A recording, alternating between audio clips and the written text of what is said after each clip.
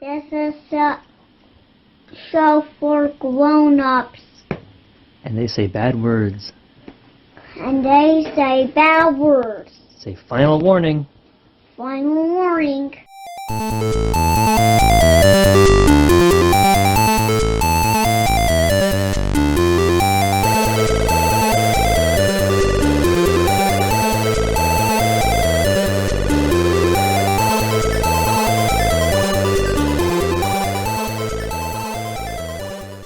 Hello and welcome to the Pot of Blunders. My name is Nate Magnuski, and this week's episode is the conclusion to our Heroes of Tara actual play. And just to refresh your memory, here's what happened last time. Our intrepid party of Celtic heroes were dispatched to investigate a large contingent of Romans building a fort along the coast. After a little diplomacy and an illusory eagle or two, the Romans explained they were chasing after an escaped slave who had stolen the golden eagle standard of the legion. The Romans then offered up a deal too good to pass by. Recover the eagle within 2 days, or they'll set fire to every single village they can find and burn it all to the ground. You know, that kind of deal. Not being the biggest fans of being set on fire, the party set off hot on the trail of the fugitive, but before they could get too far, they were accosted by a huge boar. The battle was difficult, but eventually they were able to drive it away. The huntmaster wanted to pursue the beast, but the rest of the party said no. Given their tight schedule, it was better to press on. After that, they found themselves enjoying the hospitality of a small village that their quarry had slept in a few nights ago. They decided to eschew sleep in favor of pursuit. After all, they'd rather deal with a little sleep deprivation than an entire legion of mad Romans. And that's where we pick it up today. I hope you like dad jokes and goat puns, because that's what you're getting. You take off into the night following after your hound. The hound this time, of course, though following excitedly after the trail, knows better than to just go streaking off into the night quicker than you can follow. It manages I'll to replace it, I swear. It manages to pace itself and stay a fair amount ahead, but the bays of its barking allows you to keep track of where it is, so you are always generally on the trail here. And it leads you on a merry chase. You are at least 2 hours of rough going in the middle of the night, pitch dark here, but for the light cantrip. So there's a few stubbed toes along the way. You go up into the hills the way that was indicated by your host. It's uphill, uphill, uphill through all of these narrow hollows and forested paths and game trails. And then eventually it's downhill into a small vale centered around a small lake. Your hound's baying has stopped, and as you go up, you eventually run into the hound again, but it's not like before where it had stopped because it was especially scared or anything.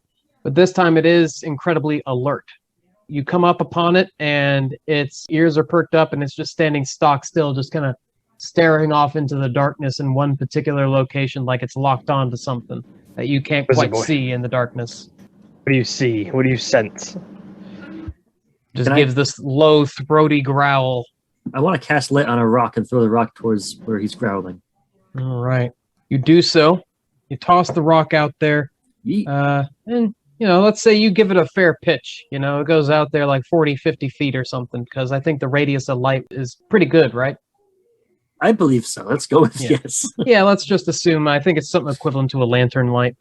30 feet radius or something like that. The stone lands almost directly in between two cloven-hoofed feet.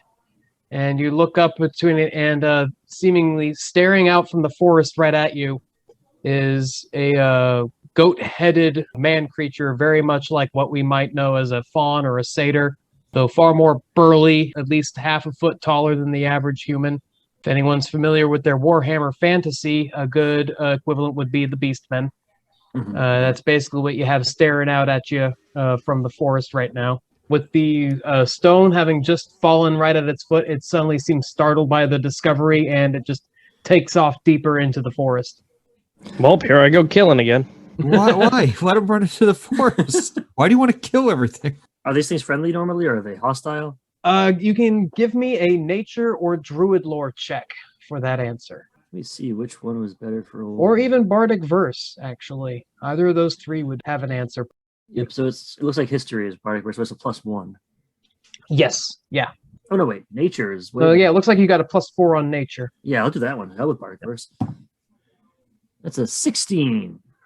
All right. Well, you know that what you just saw is a being known as a Gaborchend. They are beings. They are sapient. They're not just monsters, though they do have a reputation for such. They are very frequently at odds with humanity. There's a lot of tension there.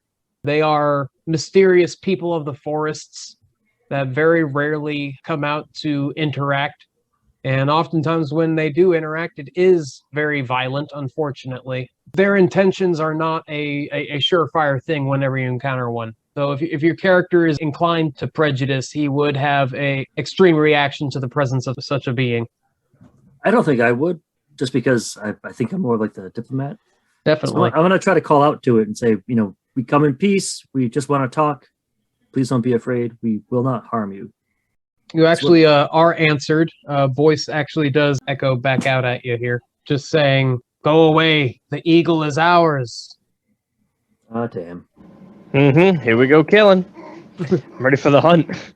What eagle? Where is this? Can I see this eagle? Go away. The voice, now seemingly further away, keeps repeating, "Just go away. Go away," as it just retreats further into the forest in a particular direction. I want to scream out, the first thing I do when I go away is to tell the Romans where to find you. Hoping that will stop him, or at least have him come back so we can talk. They might not know what a Roman is. Oh, that's fair. All right, time to kill. I tried. Here we go. Let the hunt begin. Go So for let's it, chase Declan. after it. Let's go. Let's go. But he just said that it's ours, not his. So there's there's a whole village of these things. More he's like killing to do. Maybe he's like a Smeagol type, and he's kind of off his rocker.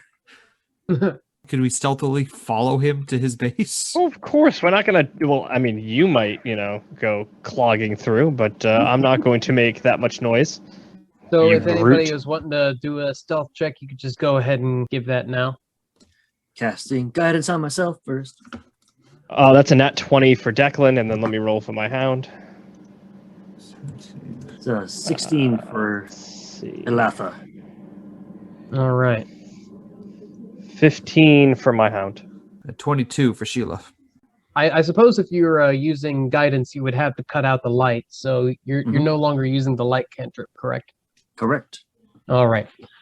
You continue to advance silently through the forest the way the Gaborchend retreated, now taking a little bit more slowly to pick your way more carefully in the dark, though you are reliably led by your hound, who now stays right there with you to help guide the way. But it's not too long before coming around the shoulder of a hill, over across a narrow valley on the opposite slope, you see the luminescent glow of a towering bonfire, and you hear sounds just raised in unison of celebration and revelry. And how many do we count? As you get closer, give me a perception check. So that's a 4. The shadows cast by the firelight just seem to be dancing all over the place, and they confuse your vision. You can't be sure. As far as you can tell, there might be double what there actually are. We should just have you close your eyes. Guys, Declan good news. will do 4 or 400 of them. Declan will go ahead and do perception as well, and that was a dirty 20 for me. Okay, so you managed to get a little bit closer and have a look there. And what you see are 8 individuals. 7 of them seem to be of one group, all circled around the fire, just sharing drinking horns and cavorting with one another generally. There's the 8th, who stands off a little bit separate on their own side of the fire. All of these figures have goat horns sweeping out over their long heads. These are all evidently more of the Gaborchend folk. In the midst of them, right next to the fire, lifted high over the flames, its gold reflecting the orange light, is the standard of the Roman eagle. Well then. After the flag time, boys. All right. Oh, yeah. How do we want to proceed? Elatha, how many times can you cast that eagle spell? Infinite times. Okay. But only one eagle at a time. It's an auditory spell as well? I believe minor illusion allows you to include an auditory element. Yeah. How much? Just a shriek, or can it talk? Probably it will have to be pretty simple. If I create a sound, its volume can range from a whisper to a scream. It can be my voice, someone else's voice, a lion's roar, beating drums, etc. Or Latha, I'm thinking if you can convince these primitive people that you are the spirit of the eagle and to follow you into the woods. Oh, that is not going to go well. No, I don't think I can do that with minor illusion. I don't think that dog don't hunt. Like I can make a picture of like a pony. Like that's the level of minor illusion we're talking about. I could try to burn a second level spell on it. Let me see if I have any applicable spells. Let's see, second level. I mean, I could cast Animal Messenger and have Ryan's dog go talk to him. Intriguing. I mean, I might allow it. Let this hound make up for the failure that it was before. Can I figure out who their chief is? It seems to be the 8th figure who is standing off on its own there. That makes a lot of sense. It's not necessarily like larger or burlier than any of them. In fact, it actually kind of seems to be fulfilling kind of the shaman role at the moment. It, has kind of a bit more of a slight build to them. They are holding a staff in one hand and are administering to the fire with somatic hand gestures, it seems. Okay. Well, gentlemen and lady, this is going to work or it's going to not work very bad. So maybe get your weapons ready. Oh, I'll be at the ready. I got some javelins I can toss. Let's see. I want to get within 30 feet of him without being seen, and I want to cast Suggestion. Okay. So how far do we need to sneak up on this guy, or do I have to sneak up on him? Give me one stealth check to get within 30 feet of him. Okay. I'm guidancing myself again, because why not? Sure. It's free real estate. All right, so that is... it's a 14. I just got to check their passive perception here. They got those square pupils, so it's probably pretty good. Well, why you do this? You're good. They don't seem to notice you. All right. It's like you snap a twig for one moment, and like the shaman like turns his head and looks in your direction, and then just seems to shrug it off and turn back to his business. Well, I snapped a twig, but I coughed to cover it up, so he doesn't really. You go, twig. Exactly. Yeah. Oh, it's just a twig. All right, so I'm going to cast Suggestion on this guy. I'm going to say, hey, just let us have the eagle and don't chase us afterwards. Let's see. They got a saving throw, right? They absolutely do. It's a wisdom save. Mm. Let's see. I don't know what my DC is for that. Let me. It's going to be 8 plus your proficiency bonus plus your intelligence modifier. Okay, so that's 13. All right. He's got a +3 for wisdom. I like these odds. And yeah, that's a success. Holy shit. Okay. I wasn't prepared for this to work. He just kind of shakes his head for a moment, like, it's just like, why is this concept coming into my mind to let somebody take the eagle? Who would take the eagle? And that's when I step out with an eagle magic all around me. Actually, I can't. It will break my concentration. I will not do that. I will just walk up and I will take the eagle. Just be taking this eagle now. All the other Cabochins are not under the suggestion, and they all kind of rush at you to put your hands on you, but the shaman holds up his hand. He's like, whoa. He turns to you and he speaks in this low, raspy voice. Why do you take our precious new eagle? We were just celebrating having won it.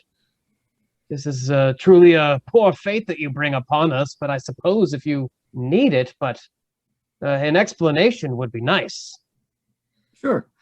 So there are these big, scary boat people showed up on our coast, and they're going to burn all of us to death if I don't bring this back to them. And also, they're going to give me money if I bring it back to them, which is not as important as not being burnt to death. Honesty approach, but maybe you should have lied about that part. But I'll tell you what, I will give you my share of the money for letting us have this without any problem. Do they even need money as goat people? Everyone needs money, Richard. Are you friend to these boat people? No, they suck. But I also don't want to be burnt to death. So, strange bedfellows and whatnot. Can they do what they threaten? Yes, very much. How many? How many are there, Jake? Probably got a fair head count where you're like, oh, about 100, 200 of them. Yeah, I passed that on to the guy through you. Yeah. And he actually thinks of this and he says, as your people know well of mine, we tolerate no trespass in our lands. These boat people, I do not care for the way they treat our neighbors, even those such as you.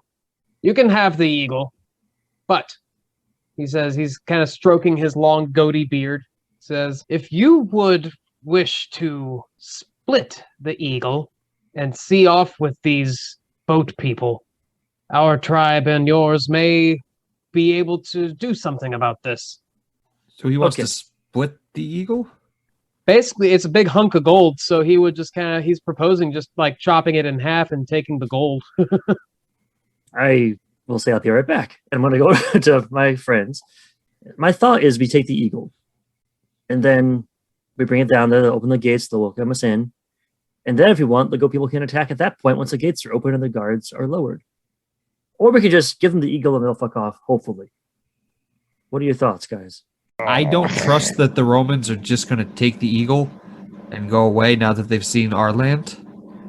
What if we write Romans go home all over the fort? Yeah, that'll work. Romans, they go to Junction. house. Very good. Now again, 1,000 more times, just like that. What do you think, Declan? I mean, it would be interesting to watch these goat people fight a bunch of Romans.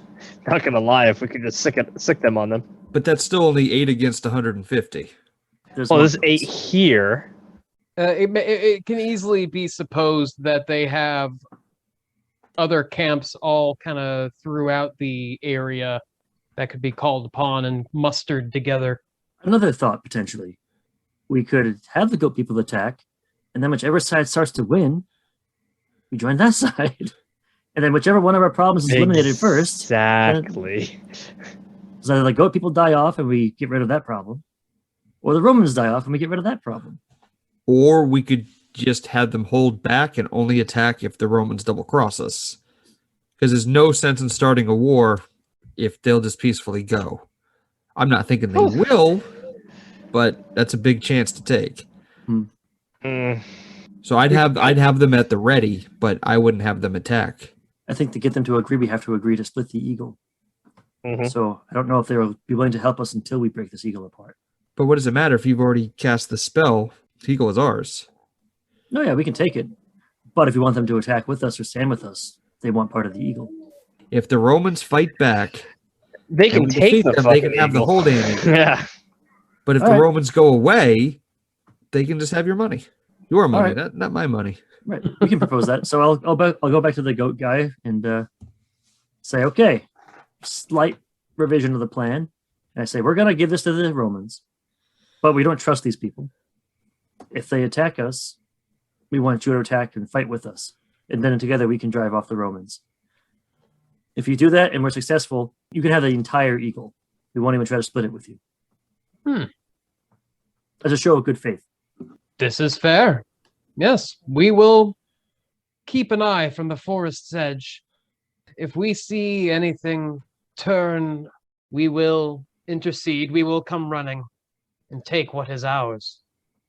And if we do not have the eagle, well, then I suppose we will simply plunder another day. Fair. Fair. How's your night vision? Oh, and impeccable. Far better than yours. How's your sleep habits? You want to leave now?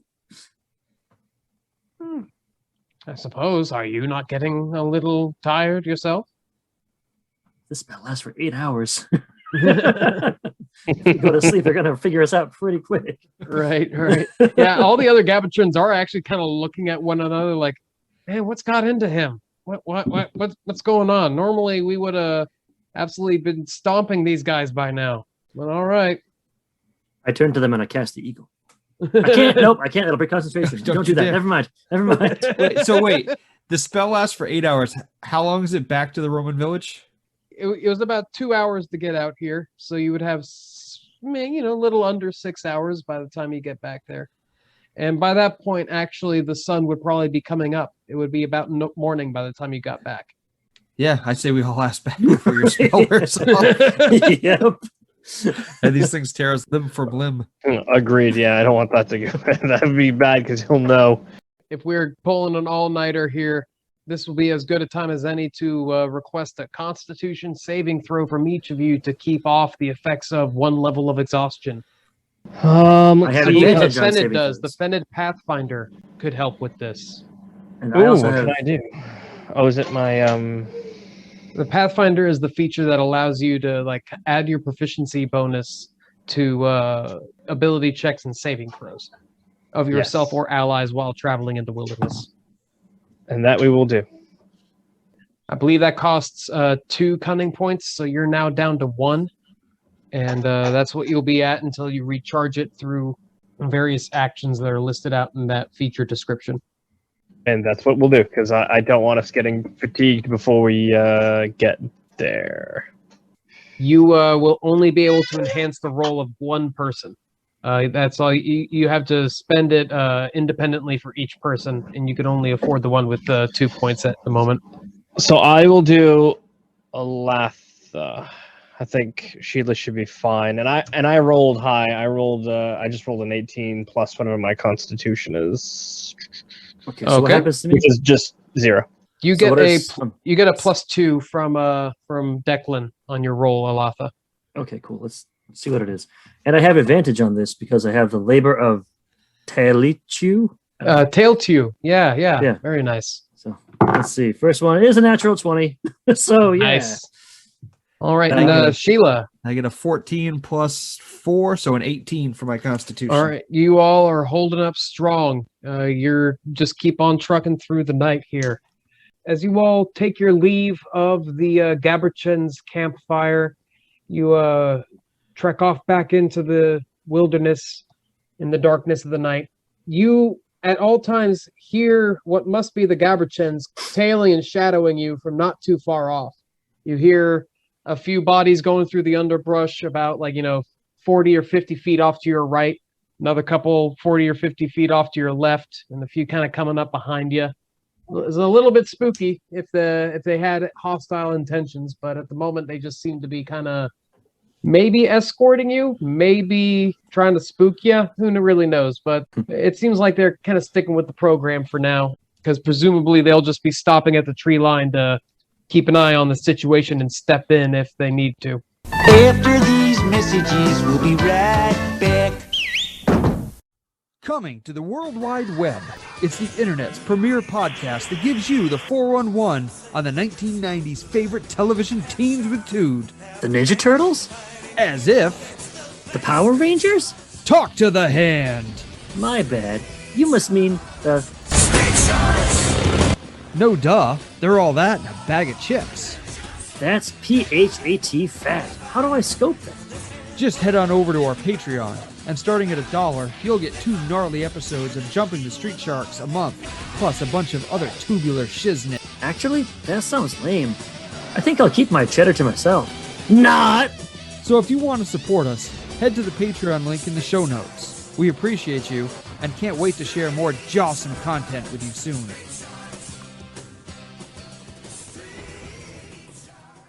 So it's about 2 hours of travel until you get back to the tree line and come down out of the hills of the backcountry. You are now down among the open, clear plains that are on the side of the seashore, and the Roman fort is half an hour journey up to the north. You are not too far distant from the village where you departed just last night, and the sun is just starting to break the eastern horizon, and morning is about to break. I announce our arrival with a giant eagle. No! It doesn't break concentration because it's not a concentration spell. It's just a regular S spell. So True, we're good. true. Okay. I read it carefully first. Here's a question. Is there a range on suggestion? Like, do you need to maintain a distance from the target creature? Let's find out together. Oh boy. Casting is 30 feet, but after that, it carries on for 8 hours. No distance specified? No. Cool. Okay, then you should be good. You take off into the open plains on your way up to the Roman fort. and your Gaberchend escort seems to break away, and they do not emerge from the tree line to stay with you. You don't know what would become of them past that point, but presumably they're just keeping an eye on things. They're up on a rise on one of the hills that has a good view over these coastal plains. You can actually see the Roman fort from this far off. You're about a mile distant, but you can already see the cook fires of the early breakfast getting going. The Roman fort, they don't sleep in. They get going early, and there are sentries on at all hours. Your eagle, as you get closer, takes off from your outstretched hands as a divine image or omen is framed by the rising sun as you approach. A short little bugle blow is sounded from one of the watchtowers to announce your arrival. As you approach further, the gates are open for you, and you're allowed to walk in. There are legionaries standing to either side of the gate. They don't really react to you one way or another. A few of them just kind of look at you like, oh, some locals, wonder what they're here for. A few of them recognize you, though, from the encounter at the riverside the other day, and they kind of nudge each other in the ribs with their elbows and say, hey, those are the ones that were sent on the business for the Eagle. They must be here to talk to the Centurion. This is at least what you might be able to understand through the little snippets of Latin you pick up, Alatha.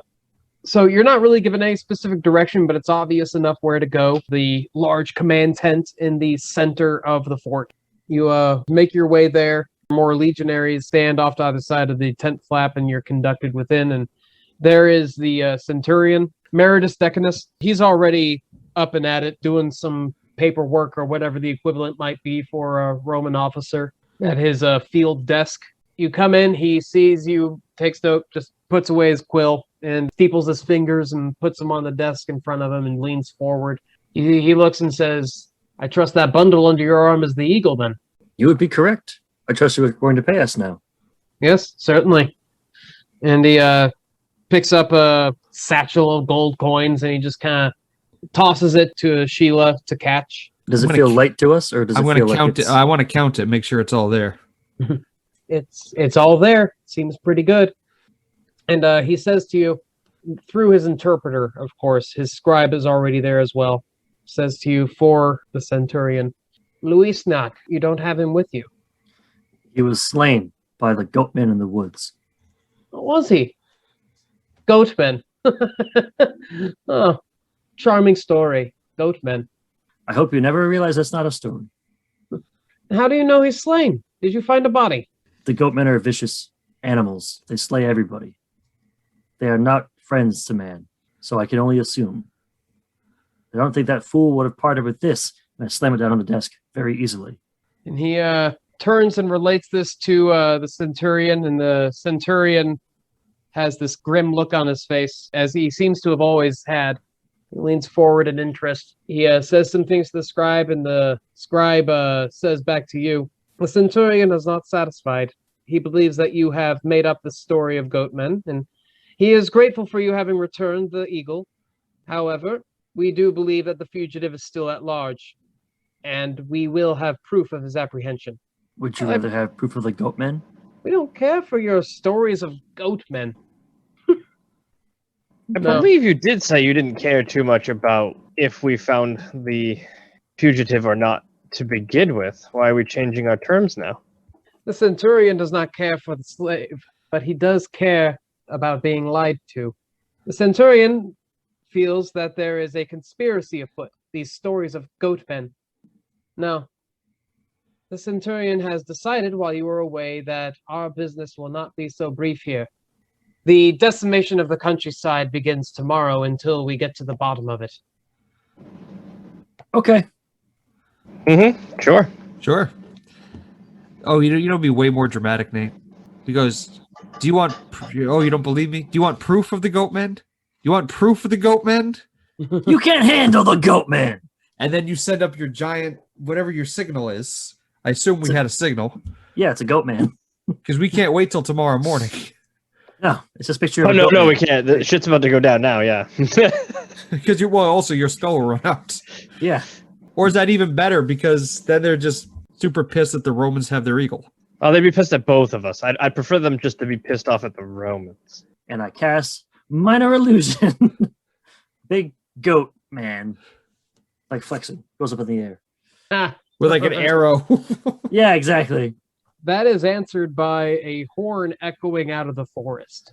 Not more than a minute after, you hear more horns answering, and in the legionaries of the fort, they hear this and they all hop to, hands to stations, alert, alert, and they all get up onto the walls of the fort to see what's going on. They close the gates, and none too soon, because out comes from the forest this wave of like a couple of hundred of the Gaberchen just running full pelt down the hill towards this Roman fort, axes and spears and javelins and clubs in hand.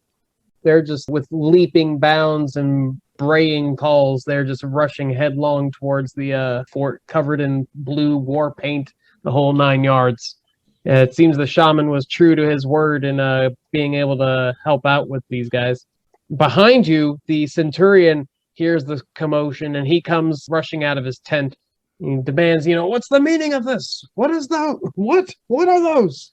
And this is probably where we should go and attack and kill the Centurion. Off with the head. So I turn to the Centurion. I say, those are goat men. He immediately loses the last of his patience with whatever he thinks is going on here, pulls his sword and contemptuously says something to the effect of just being through with you. And we're going to roll initiative as he calls several legionnaires to his side. This battle encounter is going to be happening in the midst of the fort as kind of this more mass scenic combat happens around you. I got a 7. I have an 11. Mine is a not much better. 7 plus, what's my initiative again? 3. They rolled rather low. Let's see here. Sheila, you are first up. You are currently surrounded by 6 legionnaires, 3 on either side of you, all of them out to 10 or 15 feet in either direction, kind of closing in. The Centurion is in the middle of those 3 on either side, just right in front of you. Can I grab the Centurion and to hold him hostage? You can run up to him and give me a grapple check, and that is going to be an athletics check, opposed by his. So a 14. He rolled a 12, so you actually do succeed at that. You managed to get this guy in a hold. What are you trying to do now? I have my spear to his throat. I have him like in a choke. And I say, stay back, or I plunge this spear in the Centurion's throat. Oh, wow. So is that going to be the remainder of your turn? I can use movement, right? Yes. You have succeeded your grapple check this turn with him, so you could drag the Centurion along with you. You only get half movement when you're dragging a grapple, I believe. All right, so I go 15 feet then toward the gate. So they seem like they're going to be backing off, but it's yet to be fully determined, as it is now Declan's turn. I'm ready. Let's go ahead and get up in there and swing of that short sword. So it's the main guy and his cronies. Yeah. There's 7 of them, 6 cronies and the main guy who's currently in a hold. They all seem like they might be a little hesitant about the hostage situation. Do you want to kind of force their hand by taking a swing at them anyway? It's not the greatest idea tactically there, Declan. Yeah, I get it. Could we try to break open the gate while they're distracted? From the inside, it wouldn't be too difficult of a thing to kind of lift up the crossbar they have over it and push the gates outwards, if they allow you to do so, that is. I guess I will use my charisma to kind of insist that they let us do this since we have a hostage.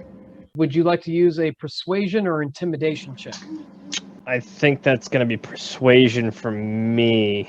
Oh, no, intimidation's pretty high, too. Actually, no, intimidation. Holy moly. All right. Oh, thank goodness. 18 plus 5. Okay. See, my big friend over here she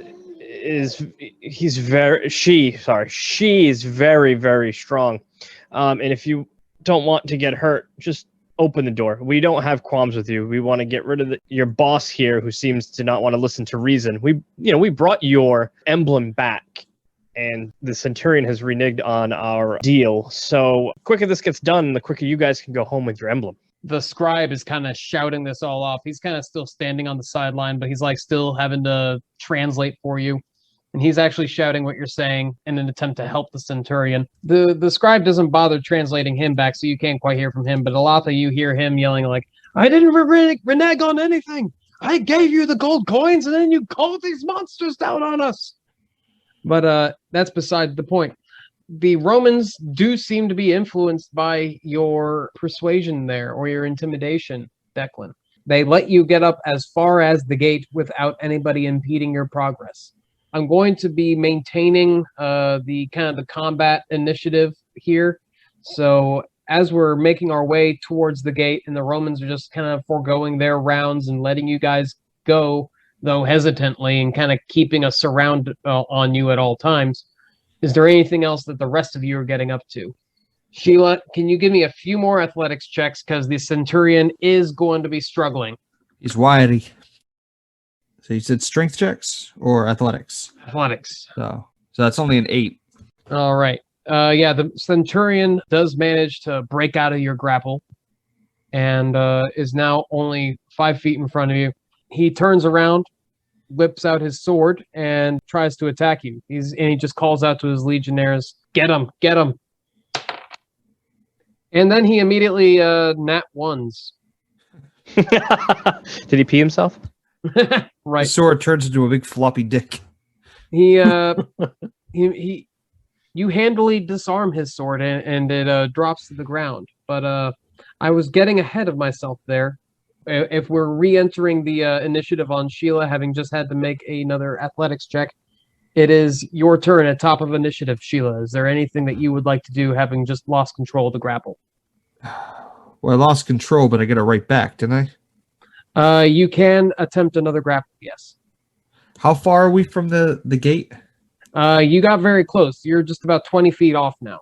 And you can hear the sound of the battle taking part outside. There are the few goons of the Centurion that are right around you, kind of involved in your situation. But aside from that, nobody else is really paying attention, because they got a lot, a whole situation going on right outside the gates right now. What do I have to do to open the gate? Is there a button? Is there a log? There is just like a crossbar across the inside of the gate, and all you simply need to do is lift it. That would just be a standard action, no check required, and then you could just push the gates outward. I want to bring him toward the gate and give him like a big old "This is Sparta" kick through the board, so that he'll open the gate with his body. All right, give me an attack roll for that. Okay. Unarmed attack roll, so it would be the same. Technically speaking, that's still an attack roll, I believe, a push. So just a regular D20? With your attack roll modifier and everything. So a 15 altogether. All right. Yes, you managed to just give this guy a flying kick, and he goes just smashing right through that center beam holding the gate closed, and the gates just fly open.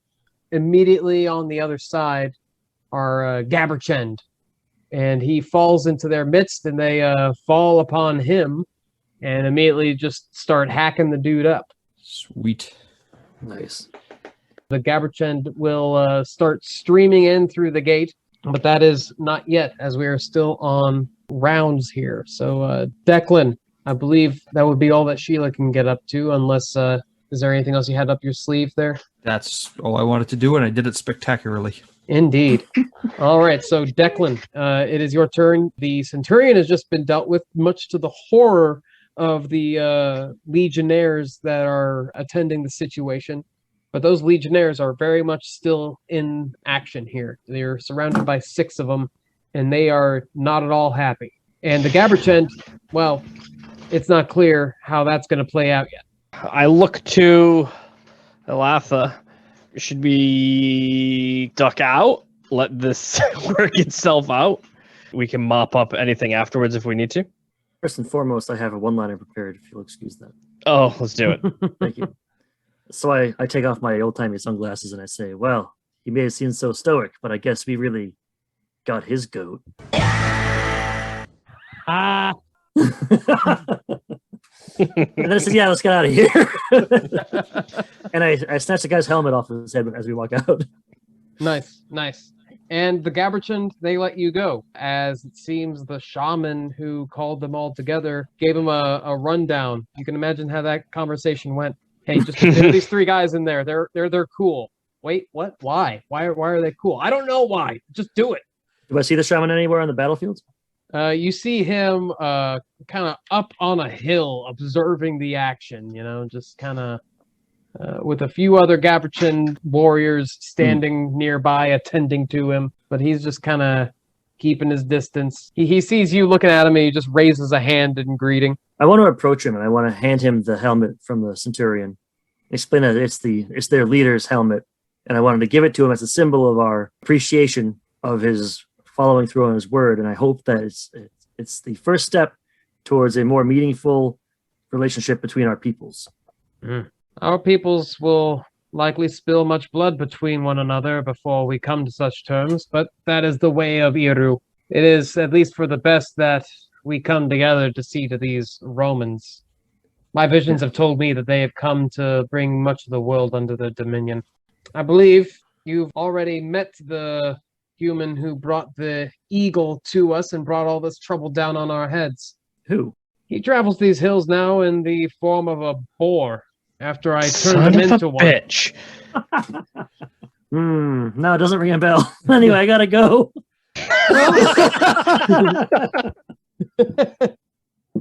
Well, in any case, if you find a wild boar in the area, feel free to give him this. And he hands you like this just wrapped up leaf full of foul-smelling poultice. And he says, have him eat it, and it should return him to his form. I put him in that form for the ill words that he gave us when we demanded the tribute of the eagle.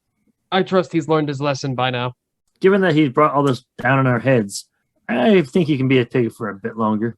If it's not too much of a bore.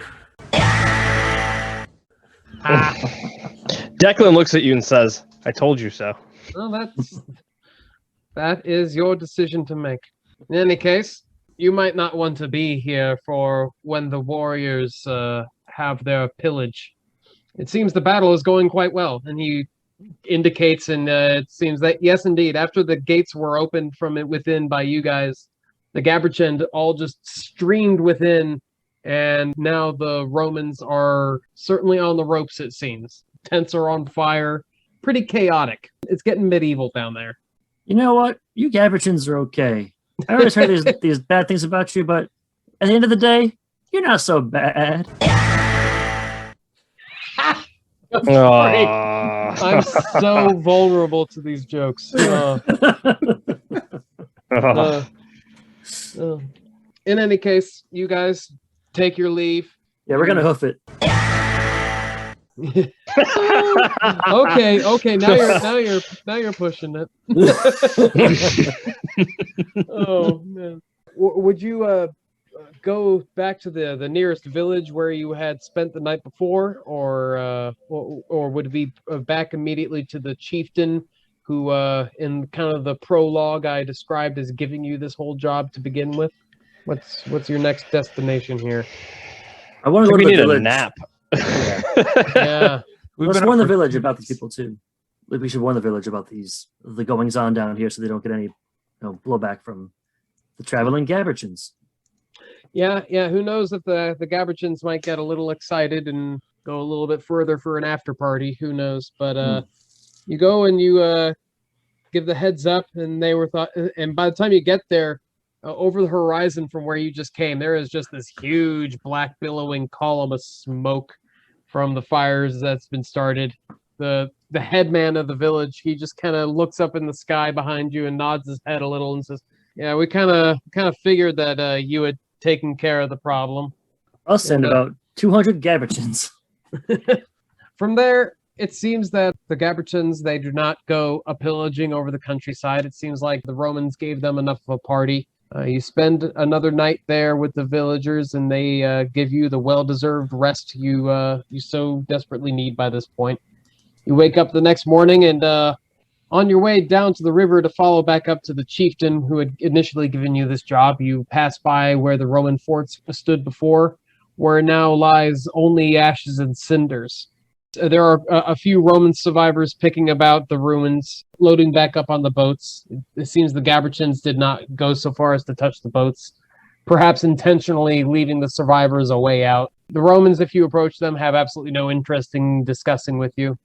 And so you carry on your way back up to the Hall of the Chieftain. You report the goings-on of the Gaberchens, of the Eagle, of the Romans, and all else that had happened. And maybe you let them know that there is perhaps a particularly intelligent boar that it's a little pissed off wandering the countryside they might want to look out for. And the chieftain rewards you for your service, and I think we will just wrap up the session for the evening. Awesome. Oh, that was so Very much awesome. fun. Yeah. Jake, you run a good game. Yeah, it was Thank awesome. you. Yeah, I only hope that you guys had enough of an opportunity to mess around with the characters. For as much as a level 3 is able to do, obviously it might take more than a single one shot to get a full feel for the system. But I hope this was, a nice little introduction for you guys. I love how familiar the characters seem. Like the classes, they're built of familiar things. I recognize what they're coming from, but they are wholly distinct. Yeah, we definitely did try to go for kind of, a total from the ground up rebuild. I mean, obviously, yeah, you can definitely pick out a little bits of the original DNA here and there, like the Hunter's Mark for the Fenid and the Second Wind for the Warrior of the Red Branch and all that.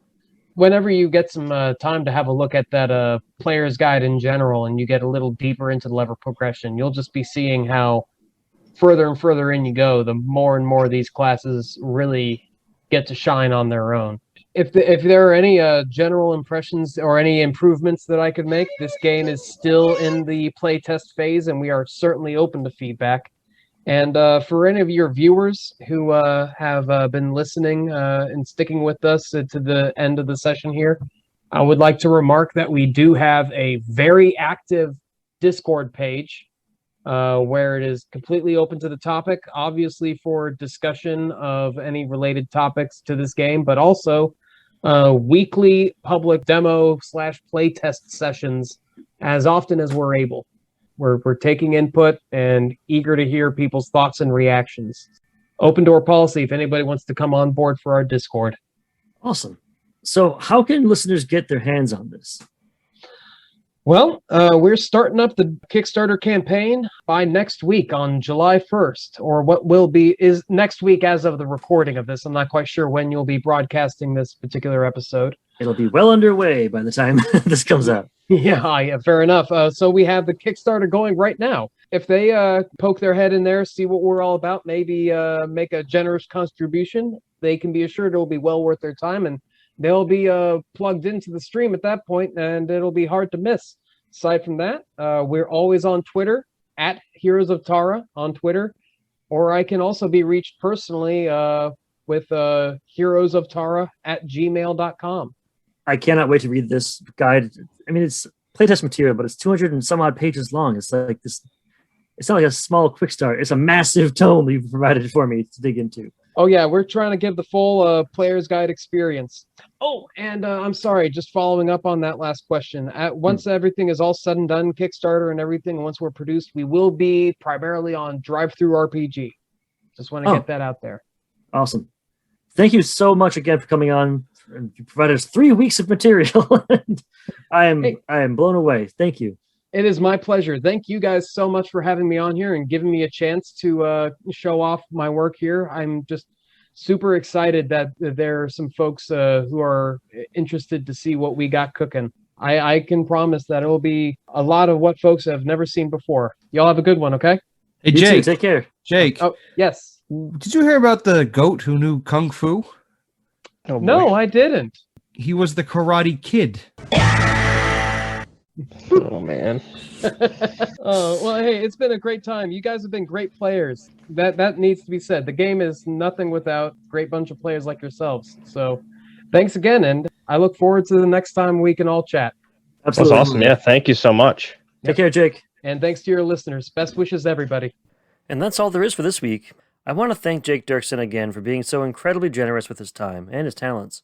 As of this recording, the Heroes of Tara Kickstarter is sitting at around 25,000 and is about to unlock a new stretch goal.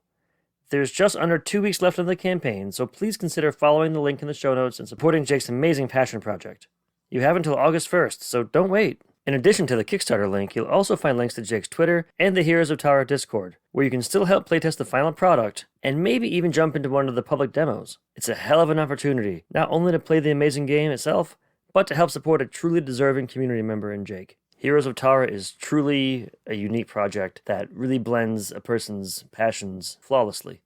If you want to see what it's like to have a real-world mythology taken and interpreted and put through a filter of D&D 5th edition the right way, with all the due research, all the due facts, all the due figures, and all the evident joy that the author has in the work itself, you can't find anything better than Heroes of Tara. It's really impeccable. So go buy it. If you want to support the Pot of Blunders, please consider heading to our Patreon page, patreon.com/potofblunders, all one word.